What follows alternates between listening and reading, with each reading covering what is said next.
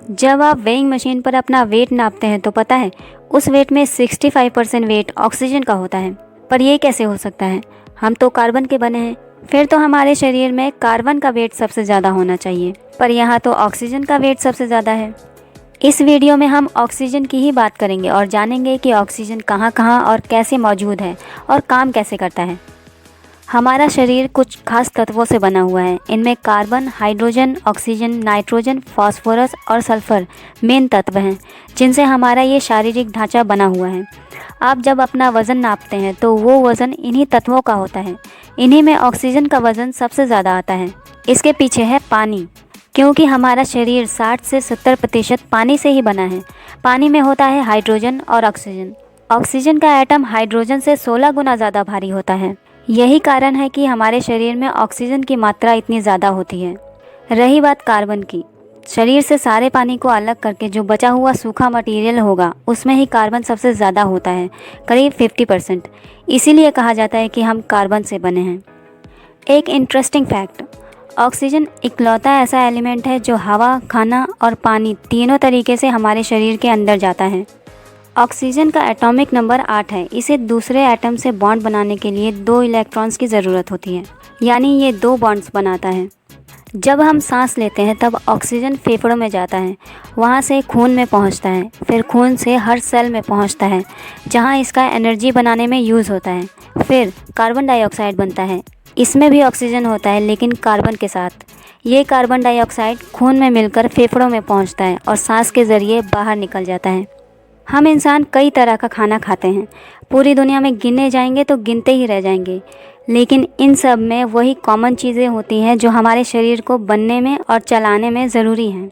इनमें होता है carbohydrate, fats, sugar, proteins, vitamins और मिनरल्स। मिनरल्स को छोड़ के बाकी न्यूट्रिएंट्स में कार्बन की चेन होती है। इसी चेन में ऑक्सीजन भी होता है।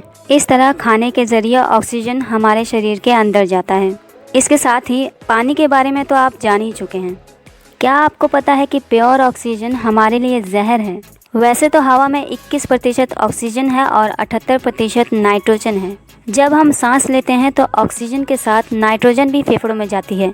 जैसे जाती है वैसे ही बाहर भी आ जाती है, बिना कुछ किए। अब अगर हवा में ऑक्सीजन नाइट्रोजन की जगह भी ले ले, यानी हवा में सिर्फ ऑक्सीजन ही हो, तो ये ऑक्सीजन गैस, जिसके बिना हम 3 मिनट भी नहीं रह सकते, यही हमारे लिए जहर बन जाएगी। इससे हमारे सेल्स, डीएनए सब डैमेज हो जाएंगे और हम कुछ ही दिनों में मर जाएंगे। ऐसा इसलिए क्योंकि हम हवा के 21% ऑक्सीजन के हिसाब से ही बने हैं। ऑक्सीजन गैस का कोई कलर नहीं होता, ना ही इसका कोई टेस्ट होता है और ना ही इसमें कोई गंध होती है। लेकिन जब ये लिक्विड या सॉलिड फॉर्म में होती है तो नीली दिखाई देती है।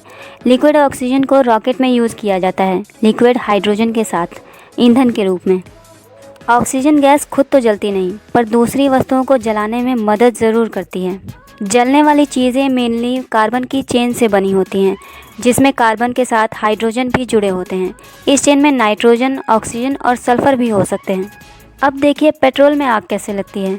पेट्रोल हाइड्रोकार्बन से बना होता है, यानी कार्बन की ऐसी चेन जिसमें सिर्फ हाइड्रोजन ही जुड़े होते हैं।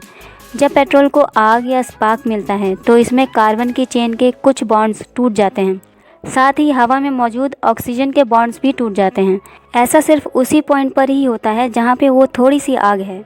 उस छोटी सी पॉइंट पर कार्बन, हाइड्रोजन और हवा के ऑक्सीजन एटम्स फ्री हो जाते हैं, लेकिन ये एटम्स इस फ्री स्टेट में अकेले नहीं रह सकते, इसीलिए ये एटम्स रीअरेंज होने लगते हैं। हाइड्रोजन ऑक्सीजन के साथ मिलकर पानी बनाता है और कार्बन ऑक्सीजन के साथ मिलकर कार्बन डाइऑक्साइड बनाता है। इन मॉलिक्यूल्स के बनने पर एनर्जी रिलीज होती है।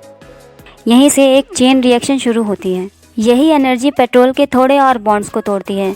हवा के ऑक्सीजन बॉन्ड्स के साथ फिर से एटम्स रीअरेंज होते हैं और एनर्जी रिलीज होती है, जो फिर से बॉन्ड्स तोड़ती है। पूरा पेट्रोल इसी चेन रिएक्शन से जलता है और ये सारा प्रोसेस 1 सेकंड के अंदर ही कंप्लीट हो जाता है। इसमें जो एनर्जी निकलती है वो हीट और लाइट के फॉर्म में होती है, इसलिए हमें आग दिखाई देती है। इस तरह अगर ऑक्सीजन ना हो तो आग लगेगी ही नहीं, क्योंकि जलने वाली चीज़ों के एटम ऑक्सीजन के साथ ही रीअरेंज होते हैं। ऑक्सीजन सल्फ़र और नाइट्रोजन के साथ भी बॉन्ड बनाता है, अगर जलने वाली चीज़ में सल्फ़र और नाइट्रोजन मौजूद हो।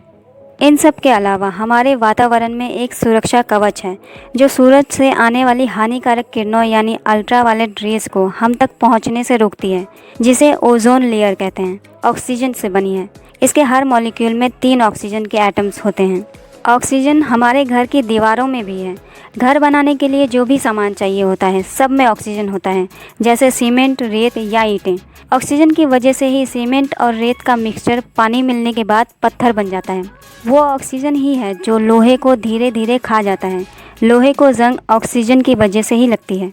अगली वीडियो में मैं बात करूंगी नाइट्रोजन की, जो प्रोटीन बनाने के लिए बेहद ज़रूरी है।